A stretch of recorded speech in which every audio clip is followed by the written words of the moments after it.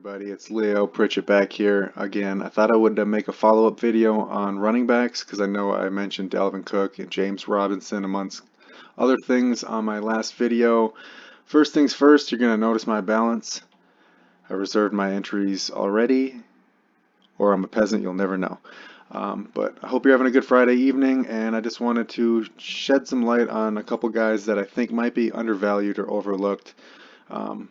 Starting off with Dalvin Cook and Derrick Henry. We know what we got with these guys. Both great plays, but that's not what this video is about. Because here's where it starts getting dicey. Josh Jacobs is out. Devontae Booker seemingly will be the bell cow running back to replace that production for Josh Jacobs in a great game script for a running back. I expect the Raiders to be ahead often and early, probably lead the game the entire way, and might just want to pound the rock and keep handing it off. And looks like a great spot, but it's also going to be mega chalky. The only thing that's making me hesitate about this is if they split those carries that Josh Jacobs is giving up evenly or semi-evenly between Devontae Booker and Richard, however you pronounce his last name. But I probably still will be hammering away on Devontae Booker, but it definitely is strategical to get away from the chalk. James Robinson, I talked about him yesterday. Love him, but that's not what this video is about. Alvin Kamara, talked about him a little bit yesterday about how terrible he's been with Taysom Hill as his quarterback, but the more I said how bad he's been and how much I don't like him, it's kind of funny because now I kind of do like him, and I feel like maybe everybody else feels the same way, and it probably could get a guy who could break the slate and put up 40 points if they just went back to their old ways one time at probably 10% ownership. I mean, I'm not an expert on ownership or anything, but it's going to be way, way less owned than usual, and I got to think about that one. Probably still will shit the bed, but we will see. Here's where it starts to get interesting. Austin Ekeler. My man went on IR and came back, and they certainly fed him 14 rushing carries, not the most yards, but 16 targets. Pretty much unheard of for a running back.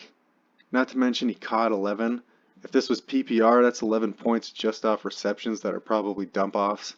Another thing that's an interesting fact is every game that Austin Ekeler has actually played with Justin Herbert as his quarterback. I believe he is averaging 15 carries, nearly 10 targets, over 130 total yards, and I believe it was something like 21 fantasy points per game. He has just been injured and played a game or two with Tyrod Taylor, I believe. I believe it was one game, then was injured, but small sample size, couple games, but every time he's played with Herbert, it seems to be a favorite target of Herbert. And I know Justin Herbert is a chalky stack usually, but I think you can get different by stacking him with his running back. It's usually not the way you would go fantasy-wise, but maybe fading Keenan Allen is the way to go, and that's how you get different from a semi-popular play.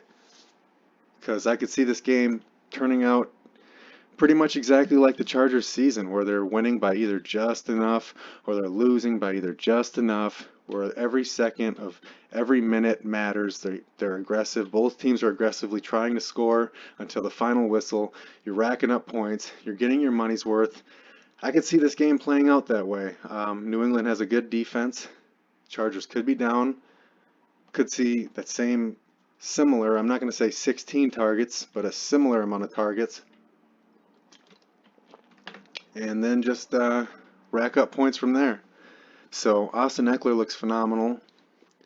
Another person who's gaining interest from me, I hate to say it because he was so terrible in the beginning of the year, Kenyon Drake. Look at that workload. I know he was injured. Chase Edmonds started to steal his shine, but 22 rushing attempts, not the most yards in the world, but 2 rushing touchdowns, and what's even better to see, 4 and 5 targets his last 2 games. And the reason why that's so nice and confident boosting confidence boosting is because that's kind of the reason why Chase Edmonds started to steal his shine, is because Chase Edmonds was the pass catching back. So it's nice to see him getting targets and that workload, 22 carries. They're definitely not afraid to keep pounding it with him sometimes if the passing is not working. Not the best matchup in the world against the LA Rams defense, but I still think he can get it done. Another guy that I would like to discuss, and bear with me, bear with me, I know he's a New York Giant, but Wayne Gallman, especially if he's your last guy in or somebody that you just need to kind of maybe you have to pay down from one of these better running backs. Look at this workload.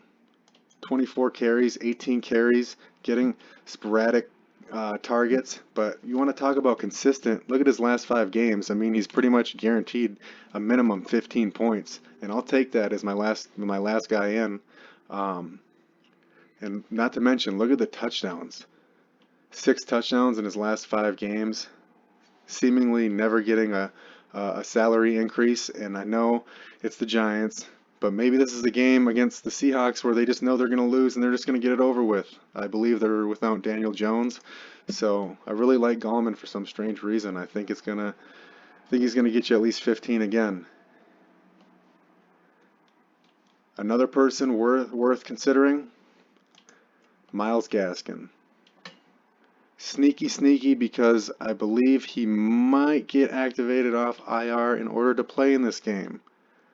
Dolphins are going to be, I think, about a 10-point favorite against the Bengals. So, Myles Gaskin could go under the radar. He's super cheap and a great game script for a running back. The Bengals no longer have Joe Burrow. Could be some place to get value and pay up in other spots. I just thought I would give you guys a quick update on some running backs that I like that might be overlooked. I appreciate you for sticking with me. If you enjoyed this video, hit me with a like or subscribe. I'll love you forever. But until the next one, it's been real. It's been fun. Hasn't been real fun. But this is Leo Pritchett, and I'm out.